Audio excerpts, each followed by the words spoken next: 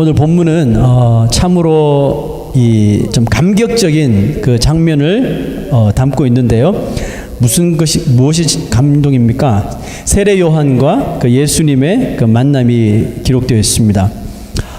주님의 길을 곧게 하라, 주님의 길을 예비하라는 그 사명을 가지고 메시아가 오시기 전에 오시기에 앞서서 사람들에게 그 회개를 선포했던 세례 요한 앞에 메시아이신 예수 그리스도가 찾아오신 것입니다. 자, 요한은 그 예수님을 보자마자 그 마음이 뜨거워집니다. 그리고 이런 고백을 합니다. Look, the Lamb of God who takes away the sins of the world. 보라, 세상 죄를 지고 가는 하나님의 어린 양이로다. 여러분, 이 요한의 고백은 정말 중요한데요. 어둠 속에서 소망 없이 살아가는 온 인류들에게 빛이 되어주시고 또 소망이 되어주시는 그런 말씀인 거죠. 왜냐하면 그 인류가 죄로 인하여서 다 멸망받을 수밖에 없는 운명인데 누군가 멸망할 수밖에 없는 그 인생들을 위하여 또 그들의 죄를 대신 지고 가기 때문입니다. 자, 여기서 이 요한은 이 지고 가다라는 그 단어를 사용하는데요. 지고 가다라고 하는 그 의미는 carry on 이라는 뜻이 아니라 takes away라고 표현되어 있죠. 그러니까 우리의 죄를 예수 그리스도께서 이 땅에 오셔서 여러분과 나의 죄를 다 가지고 어떻게 해요? 다 죄를 갖다 버린다. 다 이것을 처단한다. 치워버리다. 그 죄를 다 폐의해서 가져가다라는 그런 뜻이에요. 그러므로 요한의 이 고백은 하나님이 우리 모든 인류에게 주시는 가장 선물 중에 가장 큰 선물이 바로 이거라는 거예요. 우리들의 죄를 가져가 주시는 거예요. 그리고 우리에게 주신 가장 귀한 복된 계시라는 겁니다. 여러분, 계시가 뭐예요? 계시는 감추어진 그 하나님의 비밀을 드러내는 것을 계시라 그러죠. 하나님의 감추어진 비밀, 즉 구약 성경에 예언되어 있던 모든 구속의 계시들, 그 리뎀션의 그 계시들이 지금 세례 요한 앞에 또 모든 인류들 앞에 현실로 다가온 것을 세례 요한이 바라본 거예요. 그래서 그가 감격에 차서 그렇게 소리친 거예요. 보라, 세상 죄를 지고 가는 하나님의 어린 양이로다. 여러분, this is gospel. 여러분, 이게 바로 복음이에요. 자, 그런데 여러분, 요한은 어떻게 예수가 메시아이시라는 것을 한 번에 알게 되었을까요? 왜냐하면 지금까지 한 사람도 예수님을 볼 때 예수님을 능력 있는 사람이다 이 정도로만 알고 있었지, 그 예수님을 정말 구약에 예언되어 있는 인류의 그 메시아로 믿은 사람이 없었기 때문에 그래요. 자, 요한복음을 썼던 사도 요한도 이렇게 이야기했죠. 빛이 어둠에 비추되 어둠이 깨닫지 못하더라 그랬어요. 빛이 왔지만 어둠이 빛을 알지 못한다 그랬어요. 아무도 그가 메시아인지 알지 못했어요. 여러분, 세례 요한은 더군다나 예수님의 커즌입니다. 친척이에요. 예수님과 생일도 6개월밖에 차이가 안 나요. 그래, 같은 또래예요. 같은 시절을 태어나 자란 사람입니다. 적어도 세례 요한이 알고 있었던 그 예수님은 누구냐면 자기의 사촌이고 또 나사렛 출신의 아주 가난한 목수의 아들, 그가 예수라는 사실을 그가 그렇게 알고 있었어요. 그래서 요한도 솔직한 자신의 심정을 제자들에게 오늘 본문 말씀에 2번이나 이렇게 이야기하죠. 나도 그를 알지 못하였으니, 나도 그가 그인 줄 알지 못했어, 이렇게 말하는 거예요. 사촌 동생 예수를 몰랐다는 그런 말이 아니라 그 예수가 내가 알고 있었던 정말 저기 나사롯 촌 시골의 목수의 아들, 내 커즌 예수가 구약에 예언된 메시아였다는 것을 자기가 그전에는 알지 못했다고 솔직하게 이야기하는 거예요. 그런데 어떻게 지금 요한은 그를 하나님의 어린 양인 그 메시아로 정확하게 볼 수 있게 된 걸까요? 먼저는 예수님이 세례 요한에게 세례를 받으실 때 일어난 그런 현상을 통해서 세례 요한은 깨닫게 되었습니다. 자, 오늘 본문 말씀 이 장면에 앞서서 세례 요한에게 예수님이 나와서 세례받는 장면이 다른 사복음서에 되면 기록되어 있죠. 자, 마태복음 3장 16절에서 17절을 한번 보겠습니다. 자, 우리 성경을 읽을 때는 우리 스크린을 보시고요, 한 마음으로 같이 읽겠습니다. 시작. 하늘이 열리고 하나님의 성령이 비둘기같이 내려 자기 위에 임하심을 보더니 하늘로부터 소리가 있어 말씀하시되 이는 내 사랑하는 아들이요 내 기뻐하는 자라 하시니라. 자, 세례 요한이 예수님께 세례를 베풀 때 이런 장면이 일어났단 말이죠. 불현듯 세례 요한 마음에 뭔가가 생각났어요. 자, 오늘 본문 말씀 지금 스크린 있죠. 33절 말씀 우리 한번 읽어보겠습니다. 세례를 베풀라 하신 그이가 나에게 말씀하시되 성령이 내려서 누구 위에든지 머무는 것을 보거든 그가 곧 성령으로 세례를 베푸는 이인 줄 알라 하셨기에.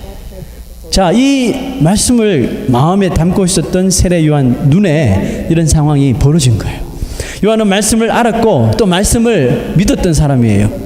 여러분, 아직 그때는 그 펜타코스트 오순절 사건이 있기 전이라 그 신약의 사람들은 성령에 대한, 성령 하나님에 대한, 성령 임재에 대한 확실한 그런 날리지가 지식이 없었던 그런 때예요.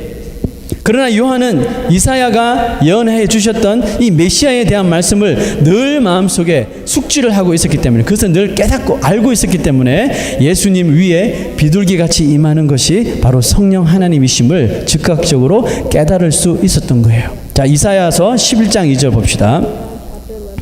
시작. 그의 위에 여호와의 영 곧 지혜와 총명의 영이요 모략과 재능의 영이요 지식과 여호와를 경외하는 영이 강림하시리니. 그죠? 구약이 이렇게 예언되었지만 지금 세례 요한의 눈앞에 이 성령의 강림이 예수 그리스도 앞에 임한 거예요. 요한은 자신의 사명에 대하여 철저하게 알고 있었던 사람이라 그랬죠. 뭐예요?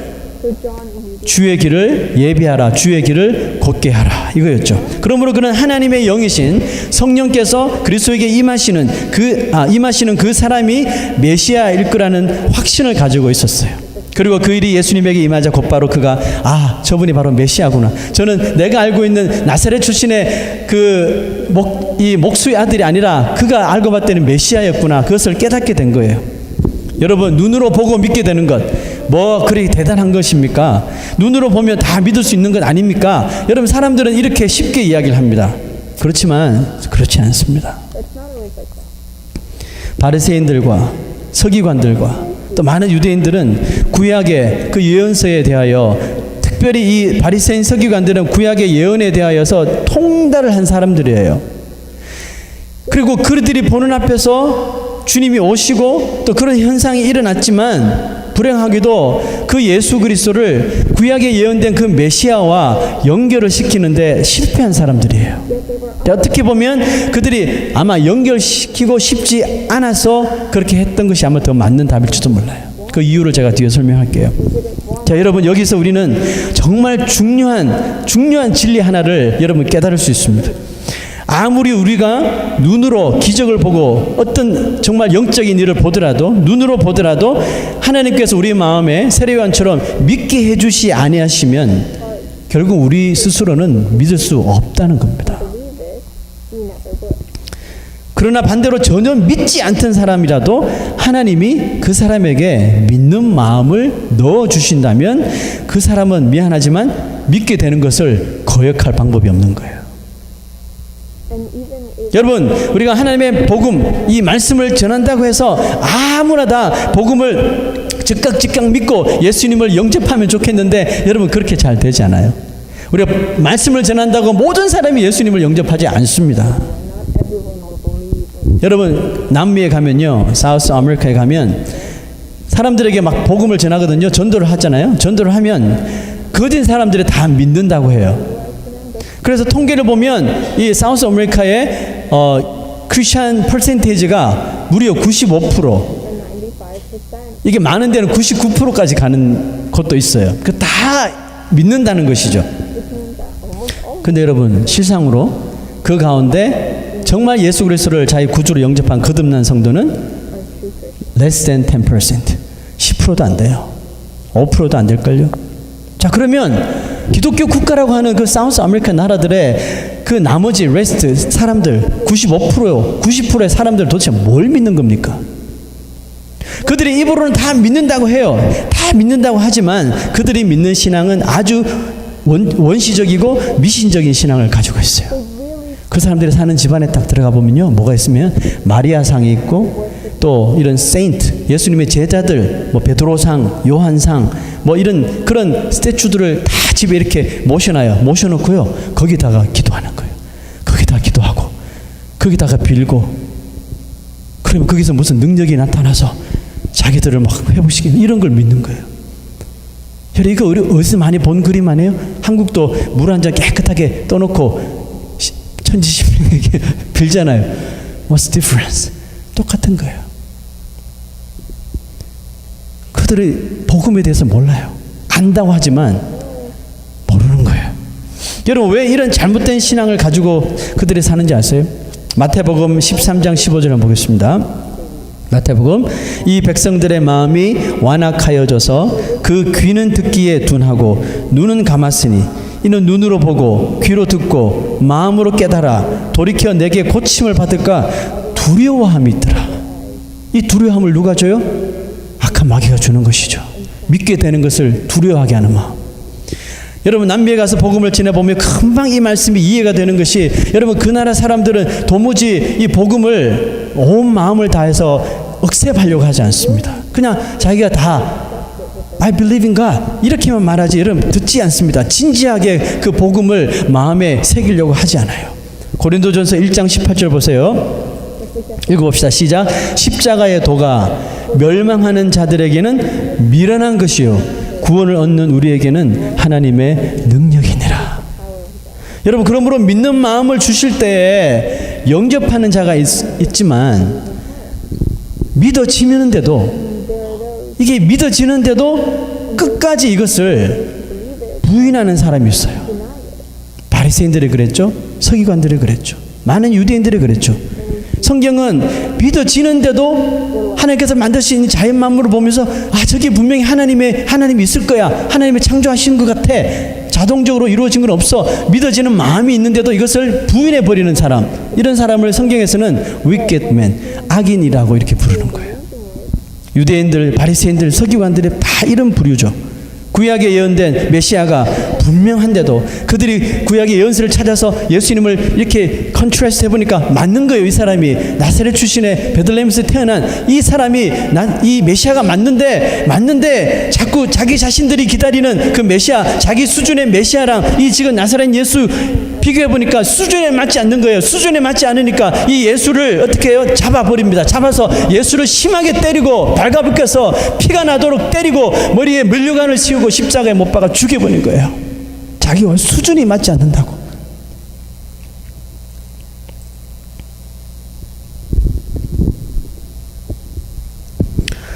여러분, 그럼에도 불구하고 하나님은 저 사람들이 자기 수준에 안 맞아서 예수를 안 믿는구나. 그럼 내가 다른 방법을 찾아봐야지. 예수님은 그런 다른 스페셜 방법을 찾지 않는다는 거예요.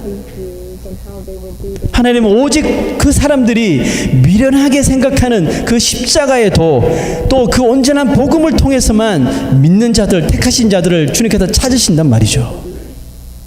예수 그리스도 외에는 내가 다른 이름을 너에게 주신 적이 없다 그랬잖아요. 그래서 그들을 찾으시고 그 복음을 통해서 그들을 구원하시고 그들이 영접할 때 하나님께서 기뻐하시는 거예요. 고린도전서 1장 21절 이렇게 기록되어 있습니다. 하나님의 지혜에 있어서는 이 세상이 자기 지혜로 하나님을 알지 못하는 거로 하나님께서 이 전도에 미련한 것으로 믿는 자들을 구원하시기를 기뻐하셨도다. 전도하는 게 미련하잖아요. 했는 말 또 하고 그 사람이 또 찾아가고 세상 사람들 보기에 미련한 거예요. foolish한 거예요. 예수 믿는 사람들 왜 저래. 그런데 여러분, 왜 그렇게 해요? 그 길밖에 없으니까. 오직 예수만 그들에게 필요하니까 오직 그 한 복음을 계속해서 전할 수밖에 없는 거예요. 그런데 놀랍게도 그 전도의 미련한 것들을 통해서 하나님은 사람들의 마음을 오픈시켜 주신다는 거예요. 예수를 영접하게 만드신다는 거예요. 그렇습니다. 이것이 바로 예수 그리스도의 전도 방법이에요. 비록 마음이 바위처럼 딱딱하고 여기 있는 이 담처럼 막혀있는 사람들일지라도요, 그들에게 필요한 것은 오직 뭐밖에 없어요? 예수밖에 없는 거예요. 그들에게 필요한 것은 우리의 죄를 지고 가신 예수 그리스도밖에 없는 거예요. 그 복음밖에 없는 거예요. 근데 여러분, 놀랍게도 이 전도의 이 미련한 것들, 이 십자가의 도 복음을 통해서 하나님의 구속의 계시를 이해하고 영접하게 되는 일들이 일어나게 된다는 사실입니다. 할렐루야. 먼저는 여러분, 누구에게 이런 일이 일어났어요? 세례 요한에게 일어났잖아요. 세례 요한이 그 중에 한 사람이었어요. 아무도 예수를 메시아로 알아보지 못했으나 그는 예수를 그냥 바라보고 알고 믿게 되었어요. 그리고 본격적으로 예수를 증거하기 시작합니다. 오늘 본문 말씀 34절에 보세요. I have seen and I testify that this is the Son of God. 내가 보고 그가 하나님의 아들이심을 내가 증언하였노라. 이렇게 말하는 거예요. 자, 여러분, 여기서 세례 요한이 말하고 있는 I have seen, 내가 보고라고 하는 이 보고라는 단어는 우리들이 있는 이 눈처럼 그냥 사물을 본다는 그런 의미가 아닙니다. 그런 의미에서 더 깊게 들어가는 거예요. 여러분, 여기서 I have seen, 이 본다는 의미는 호라오라고 하는 그리스 월드인데요. 이 헬라어의 원 의미는 뭐냐면 사람이나 어떤 사물을 볼 때 그냥 눈으로 가시적으로 보는 것이 아니라 내 내적으로 inner heart에서 정말 깊은 임프레션이 남도록 본다는 그런 뜻입니다. 우리가 어떤 관심 있는 것이 있으면 깊게 보잖아요. 관심 있는 사람이 있으면 그냥 외모만 봅니까? 아니잖아요. 저 사람이 나랑 결혼할 사람인지 깊게 보잖아요. 생각하고 또 생각해보고, 그죠? 그래서 내 마음속에 어떤 깊은 임프레션이 나와서 나를 딱 터치할 때 드디어 뭔가를 우리가 깨닫잖아요. 세례 요한이 그 예수님을 바라보았을 적에 이런 깊은 임프레션을 그의 마음속에서 성령께서 주셔서 깨달았다는 것이죠. 세례 요한이 예수님이 자기에게 나왔을 때, 그리고 세례 받으시는 그 모습을 보면서 이 계시된 구약의 말씀들이 다 오버랩되면서 그를 깊게 주의하여 보자. 구약에 예언된 그 메시아, 하나님의 아들, 그 어린 양이 알고 봤더니 바로 내가 알고 있는 나사렛 출신의 목수의 아들, 그 예수가 하나님이 보내신 어린 양 메시아였다는 그런 믿음을 세례 요한이 얻게 된 거예요. 여러분, 예수를 전혀 믿지 않던 사람이, 믿으려고도 하지 않던 사람이 어느 순간에 믿게 되는 그런 일이 찾아옵니다. 여러분, 우리도 그랬잖아요. 그런데 그런 사람들을 한 10명을 불러놓고 10명에게 어떻게 그런 일이 일어났죠? 이렇게 질문해보면 10명에게 똑같은 대답이 나올 수밖에 없어요. 여러분, 그게 뭐예요?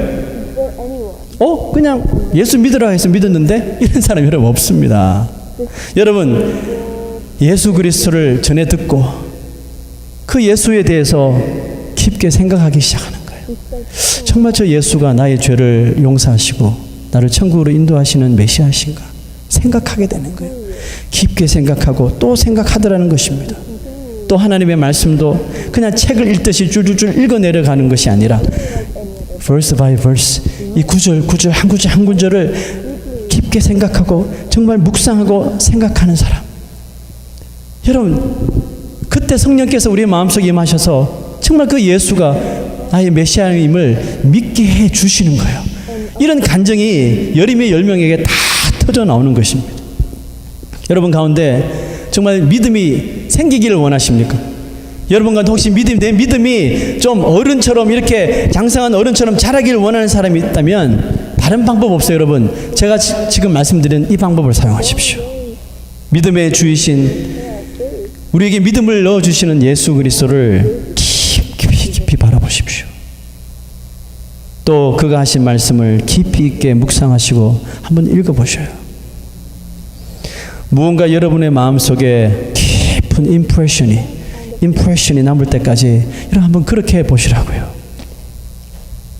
여러분은 얼마 지나지 않아 성령의 감동과 성령의 감화를 여러분 얻게 될 것입니다.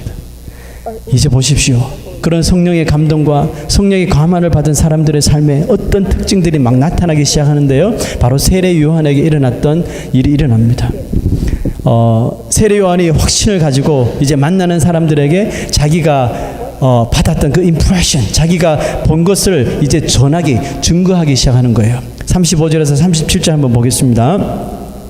또 이튿날 요한이 자기 제자 중 두 사람과 함께 섰다가 예수께서 거니심을 보고 말하되 뭐라고 말했어요? 보라 하나님의 어린 양이로다.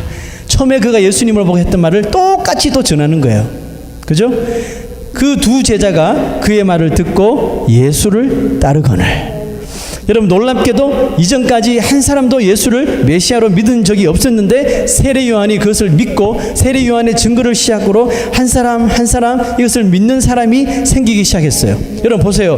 믿는 것도 중요하지만 정말 믿는 것, 이 믿음을 전하는 사람, 복음을 전하는 사람이 예수가 누구인가를 정확하게 믿고 정확하게 알고 전해야 된다는 것이죠. 근데 이것 없이 그냥 입술로만 전하게 되면 세상이 믿을 자가 없는 거예요. 38절에서 39절 한번 보세요. 예수께서 돌이켜 그 따르는 것을 보시고 그 두 명 세례 요한의 제자가 예수님께 나온 거예요. 따른 것을 보시고 물어 이르시되 무엇을 구하느냐 이르되 랍비여 어디 계시오니까 하니 잘 들으세요. 예수께서 이르시되 와서 보라. Come and see. 누구한테 오라는 거예요? 예수에게 오라는 거죠. 그러므로 그들이 가서 계신 데를 보고 그날 함께 거하니 예수를 영접했다는 거예요. 자, 여기 중요한 메시지가 있습니다. 예수님을 믿으려면 어떻게 해야 돼요? 와서 보아야 해요. 교회를 다니지 않고 예배를 드리지 않고 올바른 믿음을 절대로 가질 수 없는 이유가 바로 이것 때문이에요. 믿는다고 하는 사람들 가운데 어떤 사람들은 이렇게 말을 합니다. 믿는 사람들에게 믿는 사람인데 교회를 가지 않고 또 예배를 드리지 않는 그런 사람들이 있어요. 그러면 그런 사람들에게 찾아가서 아니 내가 알기로 예수 믿는 사람인가 하는데 왜 주일날 교회를 안 가요? 아니 왜 주일날 와서 예배를 안 드려요? 이렇게 물어보면요 이렇게 이야기해요. 내 마음으로 믿는데 꼭 교회를 가야 돼요. 내 마음으로 믿는다는데 꼭 가서 사람들과 부딪혀서 예배 드려야 돼요. 여러분 이게 맞는 말입니까? 틀린 말입니까? 정확하게 큰 오류가 있는 말이죠. 그렇지 않습니다. 그렇게 말하는 사람이 있다면요 그런 사람은 제가 개런티 할게요. 예수를 정말 제대로 알지 못하기 때문에 그런 말을 하는 거예요. 예수님도 자신을 알기를 원하는 두 제자들에게 자신에게 오라고 그랬어요. 와서 보라고 말한 것처럼 와서 예수님의 말씀을 들어보고 그가 메시아인지 와서 보라는 것이죠. 그렇게 했던 것처럼 교회에 와서 우리가 예수님을 만나야 하는 거예요. 왜냐하면 이 교회가 뭐예요? 이 건강한 교회가 이 세상에 있는 교회가 예수 그리스도의 발이 예수 그리스도의 몸이기 때문에 몸이 여기 있는데 왜 몸이 아닌 곳에 가서 예수를 믿는다고 말합니까? 그건 말이 안 되고 상식에도 어긋난 일이죠. 예수님을 떠나 있으면서 그분을 알고 그분을 믿는다고 하는 말은 정말 문제가 많은 것이고 거기에 상식도 안 되는 일인 거예요. 포도나무 가지가 포도나무에서 딱 떨어져 나갔으면서도 사람들에게 나는 포도나무야. 자, 여러분 이렇게 주장한다면 누가 그 말을 믿겠습니까? 여러분 포도나무 가지가 포도나무이기를 원한다면 포도나무 가지가 포도나무에 딱 붙어서 포도나무가 계속해서 공급해주는 그 영양분을 받을 때 비로소 포도나무가 될 수 있는 것이죠. 세례 요한의 두 제자 중 한 사람이 누구예요? 바로 예수님의 제자가 되는 안드레입니다. 이 안드레가 예수를 영접하고 자기의 형제 베드로를 찾아가죠. 베드로를 찾아가서 하는 말을 한번 들어보세요. 뭐라고 대뜸 찾아와서 뭐라고 이야기합니까? We met Messiah. 우리가 메시아를 만났다라고 말하는 거예요. 거두절미하고 메시아를 만났다고 딱 이야기하는 거예요. 어떻게 보면 세례 요한의 믿음보다 더 출중한 것 같아요. 바로 그냥 메시아를 만났다고 확신에 찼으니까 그렇게 말하는 거죠. 그랬더니 그 베드로를 데리고 예수께로 오니 그들도 예수님께 나아가 그를 마음 깊이 바라보고 그 예수가 메시아라는 믿음을 얻게 되어 자기 형제에게도 자신에게 우리가 메시아를 만났다라고 말할 수 있게 된 것입니다. 여러분 이런 예화가 있습니다. 어느 날 닭들만 사는 닭들이 사는 곳에 독수리 새끼가 같이 살고 있었대요. 이 독수리 새끼는 닭들과 같이 사는데도 삶에 전혀 이게 불편함을 느끼지 않았어요. 또 닭들 무리에 사는데도 다른 점을 느끼지 못하고 자랍니다. 뭐 조금 다르게 생기긴 했어도 뭐 보니까 날개도 있는 것 같고 또 뭐 발톱도 있는 것 같고 부리도 있고 뭐 그냥 그런가 보다 하면서 이 독수리 새끼가 닭들 사이에서 닭 아닌 닭처럼 이렇게 살았대요. 세월이 지납니다. 어느덧 이 새끼 독수리가 어른 독수리가 된 거예요. 여느 때와 똑같이 다른 형제 닭들과 같이 바닥에 떨어진, 땅만 보고 바닥에 떨어진 꼭꼭꼭꼭 하면서 바닥에 떨어진 이런 음식들을 쪼아 먹다가 불현듯 하늘을 쳐다보게 됩니다. 근데 하필 그때 엄청난 일이 벌어지는데, 큰 날개를 가지고 화려하게 비상하는 이 독수리를 이 닭이라고 생각하는 독수리가 바라보게 된 거예요. 그 독수리를 보자마자 갑자기 몸이 움찔움찔하는 거예요. 그래서 자기 날개를 바라보고 자기 자신의 발을 쳐다보고 하늘을 한번 쳐다보고 뭔가 이렇게 매치되는 느낌을 받는 거예요. 바로 그때 그 모습을 쳐다보는 닭 형제들이, 야, 너 뭘 쳐다보니? 저거는 독수리란 거야. 우리랑은 비교가 될 수 없지. 새 중에 가장 멋진 새라고. 자, 쓸데없는 생각하지 말고 정신 차리고 집에나 가자. 잠시 호기심에 쌓였던 독수리, 폈던 날개를 조용히 다시 접고 닭들을 따라 닭장으로 들어가 버렸다는 이야기입니다. 되게 우스꽝스러운 이야기지만 여기에 귀한 메시지가 있습니다. 저는 이런 생각을 하게 됩니다. 그 독수리가, 하늘을 나는 독수리를 보는 것까지 좋았는데, 그 독수리와 자기 자신과 한번 비교해 보는 것까지도 정말 훌륭하고 좋았는데, 조금만 더, 왜 나랑 비슷하지? 조금만 한 번 더 깊이 그 존재에 대해서 한번 생각해 봤다면, 그래서 한번 그 날개를 저 독수리처럼 한번 날개짓 한번 해봤다면, 여러분 독수리는 한두 번 날개짓하면 날아가잖아요. 그래서 날아가서 이왕 날아간 김에 그 독수리 찾아가서 당신은 왜 나랑 비슷하죠? 한 번만 물어봤더라면 그 자기가 어떤 존재라는 것을 그 독수리가 안 알려줬겠을까요? 만약에 그런 일이 일어났다면 그 독수리는 다시는 그 닭들 세계로 내려오지 않았을 거예요. 이사야 40장 31절에 오직 여호와를 앙망하는 자는 새 힘을 얻으리니 독수리가 날개치며 올라감 같을 것이요. 이 세상에는요, 독수리같이 창조되었는데 독수리의 몸을 가지고 태어났으면서도 한 번도 날아보지 못하고 그저 닭들처럼 땅만 바라보고 살고 있는 독수리 같은 인간들이, 독수리 같은 인생들이 너무 많습니다. 하나님께서 하나님 형상 따라 우리를 이 세상의 어떤 피조물과도 다르게 정말 우리들을 멋지게 창조해 주셨는데, 저희들은 그 하나님을 바라보지 못하고 여전히 이 세상만 바라보며 그 닭들처럼 땅에 뭐 줄 수 있는 그 땅에 떨어진 것만 먹고 살려고 닭들처럼 살아가는 인생. 한 번만 그 창조주 하나님만을 깊이 한번 묵상해보고 그 하나님께서 보내주신 예수 그리스도를 한 번 더 깊이 우리가 바라본다면 우리가 금방 깨닫고 이 닭들과 같은 삶을 버릴 수가 있는데, 독수리처럼 자유롭게 하늘을 날 수 있는 그런 인생을 살아갈 수 있는데, 정말 이 이야기에서 나오는 독수리와 같은 인생들이 우리 주위에 얼마나 많은지 모르겠습니다. 하나님은 세상을 이처럼 사랑하셔서 무슨 일을 하셨나요? 아까 그 이야기의 독수리 같은 인생들이 너무 많으니까 예수 그리스도, 창조주신 예수 그리스도를 독수리처럼 보내신 거예요. 이 땅에 그냥 독수리처럼 보내주셔서 우리로 하여금 보고 깨닫게 하신 거예요. 하나님이 세상을 이처럼 사랑하사 그의 독생자를 우리에게 허락하여 주셔서 이는 누구든지 저를 믿는 자마다 어때요? 멸망치 않고 영생을 얻게 하려 하심이라. 이게 하나님의 마음이십니다. 사랑하는 주님의 성도들이여, 세상만 바라보고 사는 인생이 되어서는 안 됩니다. 주님을 바라보십시오. 우리를 위해 십자가 지시고 우리의 죄를 지고 가신 예수 그리스도를 깊이 깊이 생각하십시오. 그리고 영적인 날개를 펴고 자유롭게 구원의 비상을 할 수 있는 저 여러분 되시기를 주의 이름으로 축원합니다. 기도하겠습니다.